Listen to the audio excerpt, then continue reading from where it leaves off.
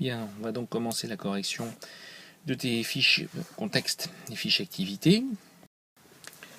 Alors, pour ta fiche contexte, tout d'abord, tu as choisi une présentation assez colorée, mais presque très fouillie finalement. Tu vois, on a du mal à s'y retrouver. Pourquoi pas, par exemple, comment présenter ta situation géographique à l'aide d'une carte que tu indiquerais ici, que tu mettrais ici, avec la présence de Nantes, et puis la situation de Pontchâteau par rapport à Nantes. Ça serait peut-être un peu plus parlant que ce que tu nous as présenté ici, où on en a un petit peu dans tous les sens. Et puis, tu vois là, on a deux adresses, commune Herbignac, commune Pontchâteau. Pourquoi ces deux adresses-là? Il y a sûrement une explication, mais on ne l'a pas ici. Donc, beaucoup d'informations. Et puis, pas très clair. Idem ici, tu vois. Tecnatura, il y a beaucoup de Tecnatura, on a l'impression, avec sûrement des raisons, parce que c'est un groupe avec plusieurs branches. Mais toi, où est-ce que tu étais finalement, tu vois? Donc ça nous manque pour bien comprendre. Donc c'est très fouillis. Et de même, ton organigramme simplifié du personnel, ne nous apprend pas grand-chose, tu vois. À chaque fois, c'est direction, donc direction, responsable, exécutant, etc., etc., etc. À la limite, tu vois, on apprend très très peu de choses. Pourquoi ne pas simplement avoir fait un organigramme de la structure dans laquelle tu étais en stage, toi, avec les personnes, les équipes, création, entretien, ça aurait été nettement plus concret et plus exploitable que cette grande généralité ici dont on fera pas grand-chose, quoi. Ensuite, les activités de la structure, donc très intéressant. 75% donc de ton activité, j'imagine, est réalisée en entretien, puisque 25% est réalisé en création. Ou alors c'est 25% de l'activité de l'entreprise assurée exclusivement par Tecnatura Création. Ça veut dire que c'est 25% du groupe. Donc c'est pas forcément ultra clair. Voilà. Donc essaye de préciser cette affaire-là. Donc la découverte de la deuxième page confirme ce que je disais, 75% c'est de l'entretien. Ok, très bien. Et c'est Tecnatura Service et Tecnatura Pro qui le font. Ok, donc les choses sont très claires ainsi. Donc ce qui me surprend un petit peu, c'est le bureau d'études de 7 personnes, sachant que l'entreprise fait quand même à 75% de l'entretien. 7 personnes, c'est très important, surtout pour une entreprise qui fait 50 à 60 personnes et qui fait aux 3/4 de l'entretien. Ça, c'est bon, alors c'est sûrement tout à fait exact, mais c'est relativement surprenant. Autre chose également, tu dis clientèle mixte, 50% marché privé, 50% marché public. Dans la clientèle marché privé, il n'y a que des particuliers ou est-ce qu'il y a également des entreprises? Ce serait intéressant de le savoir. Ici, dans le rayon d'action, une carte qui présenterait, c'est la carte de la première page, le rayon d'action tracé de manière graphique, ça serait sans doute plus parlant, quoi. Également, sur cette carte, tu pourrais en profiter pour situer les partenaires de ton entreprise, les pépinières, Gikio, Point P, Trofig, mais qui c'est Trofig par exemple? C'est un fournisseur? On ne sait pas trop. Ici, tu ne parles pas non plus des concurrents ou d'éventuels sous-traitants. Donc, à mon avis, la rubrique partenaire ici est très très courte, voire trop courte. Et utilise donc la carte pour les positionner précisément. Très intéressant ton paragraphe sur les pratiques de développement durable de l'entreprise. Tu décris ensuite ta première activité, la réalisation d'un gazon, et tu présentes le commanditaire, le groupe Eiffage. Dis qui est Eiffage. Eiffage est une entreprise très connue au niveau national. Donc dis quelles sont leurs activités et pourquoi tu parles de sous-traitance. Parce que Eiffage devait intervenir sur un autre chantier pour le compte, en effet, de la Carène. Attention, la Carène, ça ne s'écrit pas comme ça. C'est la communauté d'agglomération de la région de Saint-Nazaire. Donc, revois l'orthographe. Quel était le gros chantier réalisé par Eiffage pour la Carène et sur lequel Tecnatura est intervenu? Donc, c'est ça qui serait intéressant de savoir. Donc ici sur l'état des lieux, la localisation du chantier, bien. Juste en complément, tu pourrais rajouter une échelle graphique qui nous indique quelle distance ça fait par exemple, tu vois, ce genre de choses là qu'on voit un petit peu mieux. Sinon, ok sur la présentation de l'environnement de l'activité, pas grand chose à rajouter. Ensuite, tu passes à la présentation de l'activité. Donc tu décris le nettoyage du terrain, donc le fait de ramasser les cailloux à la main. Ensuite, tu parles du passage du rotavateur et du motoculteur. Quelle profondeur de travail pour ces travaux-là, ça paraît à peine suffisant quand même pour une réelle préparation du terrain, pour permettre un enracinement correct de ton engazonnement. Explique pourquoi vous avez fait ça. Alors ça, tu le feras sans doute après dans la présentation succincte des différentes étapes du chantier. Passage du râteau ou du croc, semis, mais passage du rouleau. Ok. Ensuite, présentation succincte. Alors tu vois là, pour la présentation de réalisation de l'engazonnement, c'est évidemment beaucoup trop court. On aimerait un peu plus de détails quand même. Sur un engazonnement, normalement on réalise ce qu'on appelle des filets, des contre-filets, des choses que tu n'évoques absolument pas ici. Pourquoi ensuite le ramassage des cailloux? Il faut ne serait-ce que penser ensuite à la mécanisation de ton engazonnement. Imagine ce que ça peut donner sur l'engazonneuse, la présence de cailloux, puis plus tard sur la présence de cailloux au moment de la tonte, la première tonte en particulier que l'entreprise va devoir réaliser, ça poserait problème. Ensuite, tu parles du passage du rotavator. Tu dis que c'est une machine qui retourne la terre. Non, elle ne retourne pas la terre, cette machine. On l'a vu ensemble en cours. Elle ne fait que émietter la terre. C'est la charrue qui retourne la terre. Travail très superficiel ici. Je parle du travail du rotavator. Mais également pour toi, la description de l'intérêt de ce rotavator, c'est un petit peu court aussi. Il faudrait un petit peu expliquer plus en détail ça. Passage du râteau permet de casser le plus grosse motte de terre. Ben non, c'est le rotavator qui l'a fait. Pourquoi passer le râteau en plus? Qu'est-ce que ça va apporter en plus? Je le vois pas trop. C'est normalement l'émiettement des mottes est fait par le rotavator. Semis du mélange de graines, éparpillement de graines à la main ou à l'aide d'une engazonneuse. Donc là, pareil, il nous manque beaucoup d'informations. Je parlais de filet, contre-filet. Tu feras une recherche sur Internet sur ce que ça veut dire.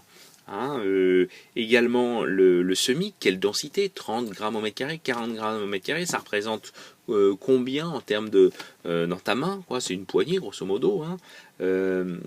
L'utilisation de l'engazonneuse, comment ça a été fait, et quelle vitesse de semis? Quel type de semences vous avez utilisé? Tu me parles d'un mélange graines de fleurs et semences de gazon, mais semences de gazon elles-mêmes, c'est un mélange de différentes variétés. Et quel choix avez-vous fait ici? Quelle surface a été semée? Passage du rouleau, donc permet de plaquer les graines au sol. Oui, mais pourquoi? Pour permettre un meilleur enracinement du gazon. Voilà, donc tu vois que cette présentation, elle est plus que succincte, elle est beaucoup trop rapide pour vraiment comprendre ce que vous avez réalisé. Concernant les moyens techniques et humains utilisés, ok sur les moyens humains, il serait intéressant de savoir qui a fait quoi sur ce chantier-là. Sur les graines de gazon, c'est très bien, il y a tout le détail dont on a besoin. En ce qui concerne les graines de fleurs, on aimerait en savoir un petit peu plus. Quel type de mélange et qu'est-ce qu'on y retrouvait comme espèce. Donc ok sur les matériels utilisés, pas de grandes remarques à faire. Idem également sur les équipements de sécurité. Pourquoi un pantalon de sécurité ici généralement utilisé quand on utilise une tronçonneuse, on ne voit pas trop le rapport avec le chantier que tu as réalisé, donc il faut plus expliquer. Quand tu marques photo personnelle, de quoi s'agit-il? C'est l'engazonneuse, serait vraisemblablement ici, avec la semence qui se met ici, avec une trémie qui va permettre de semer. Ici un rouleau sans doute, une légende serait pas mal aussi. Ok sur les notions économiques. Juste une chose, tu dis il y avait 5520 mètres carrés engazonnés et 1390 mètres carrés de prairies fleuries. Donc il y avait bien des zones qui étaient uniquement engazonnées et d'autres qui étaient avec un mélange gazon plus fleurs, ce qui apparaît pas clairement dans la description de ton chantier. Tu dis en particulier lors de l'analyse technique que la terre était très humide. Ici, et en quoi ça a été gênant en particulier au moment de rouler la semence, comment vous avez pu la rouler sans que ça colle au rouleau, donc ça m'interroge. Et tu dis le rotavateur a eu un petit problème, de quoi s'agissait-il? Cette panne-là, quelle était-elle? Et nous avons fini le travail grâce au motoculteur. Le motoculteur, c'est pas un engin de travail du sol, c'est ce qui est attelé au motoculteur qui est un engin de travail du sol. Donc vous avez dû atteler une fraise. Ça, il faut que tu le précises aussi. Tu nous présentes ensuite un plan d'aménagement avec une échelle, un centième, mais en fait, on ne voit pas, c'est ça qui nous intéresse, les zones qui ont été engazonnées, ou bien donc semées avec un mélange gazon et fleurs, hein, sur ce plan d'aménagement. Et c'est ça qu'il faudrait que tu indiques. Le schéma que tu présentes ici est très pauvre d'un point de vue esthétique et même technique si tu veux. L'ameublissement du sol, tu nous le décris comme ayant été effectué à la bêche, ce qui n'est pas le cas, hein, puisque vous avez utilisé des moyens mécaniques. Également la profondeur de travail du sol reste peu importante, hein, avec les moyens que tu nous as décrits. Pourquoi ratisser, hein, est-ce que c'est pas plutôt passage du croc pour enlever tout ce qui est grosse impureté dans le sol, hein, voilà, hein, l'enfouissement de la semence, à aucun moment tu nous en as parlé, hein, au râteau, alors que c'était quelque chose d'intéressant, d'important. Donc bref, ce schéma, en plus d'être un petit peu pauvre esthétiquement, techniquement, est léger ou incomplet. On passe à présent au second poste, qui est la réalisation d'une plantation. Même remarque que tout à l'heure, il serait pas mal que tu fasses une indication de l'échelle de la carte qui est ici, une échelle graphique, hein, pour dire à quelle distance ceci correspond. Est-ce qu'il est nécessaire d'avoir une échelle aussi grande, hein? Bon, c'est intéressant d'avoir Nantes, mais Nantes est pratiquement placée au centre. Tu vois quelque chose qui serait plus centré comme ça, par exemple, hein, ça serait pas mal. Hein. Voilà, donc tu peux recadrer éventuellement ta carte pour enlever ce qui n'est pas forcément nécessaire. Ensuite, dans les objectifs de l'activité, tu dis pas grand-chose. Tu dis simplement que c'était de planter tous les végétaux qui devaient l'être. Mais pourquoi planter des végétaux? Ça peut avoir plein de raisons, esthétiques, techniques, pour se dissimuler du voisin, que sais-je, hein, ainsi que le système d'arrosage automatique, d'accord, et installer les bâches sur les parterres, peut-être avant, hein, que de planter. Hein, donc justifie mieux pourquoi ces plantations ont été nécessaires. Je reviens au titre de tout à l'heure. Réalisation d'une plantation, c'est quand même très vague. Hein. Soit plus précis, c'est un massif d'arbustes, c'est un arbre-tige, c'est des arbres en alignement, c'est une haie, hein, c'est des bisannuels, des vivaces, on n'en sait rien du tout. Donc à toi de mieux préciser en quoi consistait ce chantier de plantation. Ok sur l'environnement de l'activité, c'est très clair, donc pas grand chose à ajouter, idem sur la place d'activité dans l'ensemble du chantier.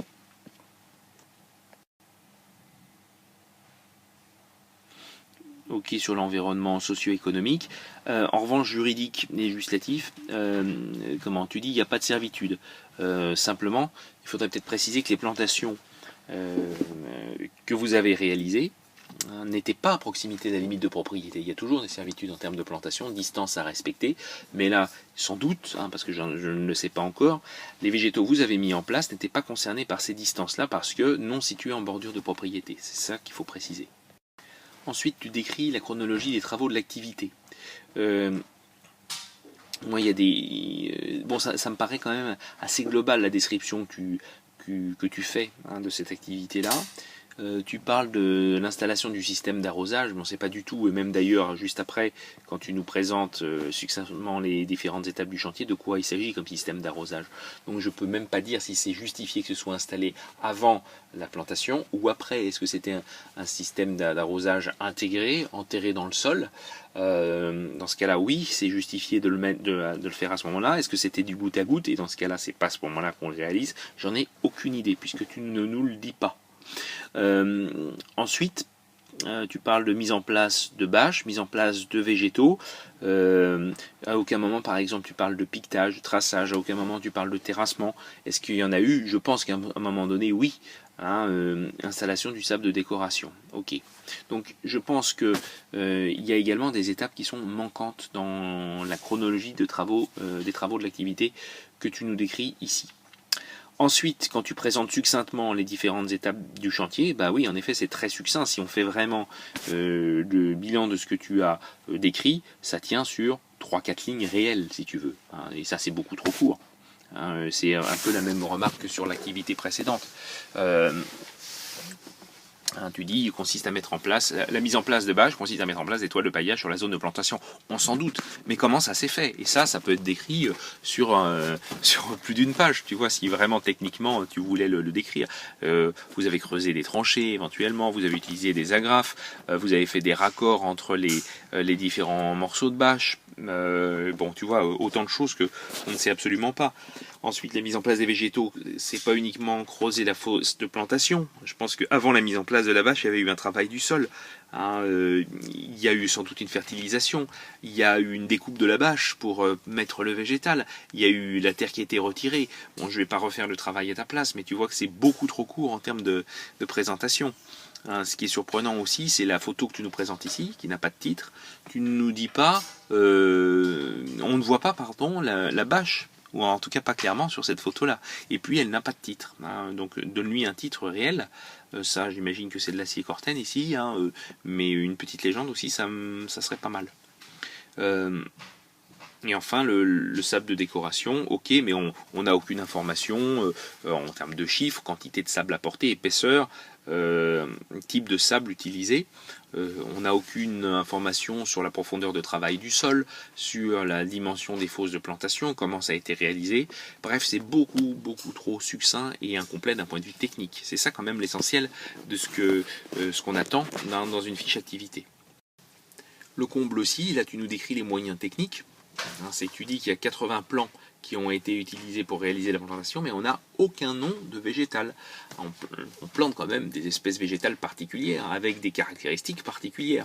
Le fait qu'on ne connaisse aucune espèce plantée, même pas une, ça pose problème. On n'est pas capable de discuter, on ne plante pas un chêne comme on va planter une spirée, quoi. C'est pas du tout pareil. Hein, si tu nous précises pas ce qui a été planté, c'est végétaux, c'est même pas arbre, arbuste, on est incapable de discuter de ça, quoi. Idem sur la bâche de paillage.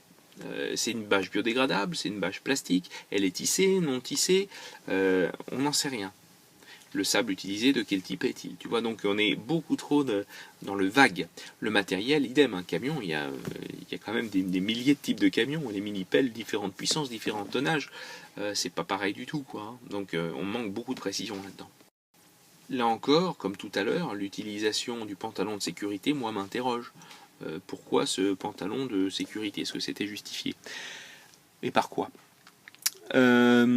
Ici, cette fameuse photo personnelle, là encore, sans titre, on semble voir en effet les végétaux que tu as plantés, qui sont des arbustes, des arbres également, certains tutorés.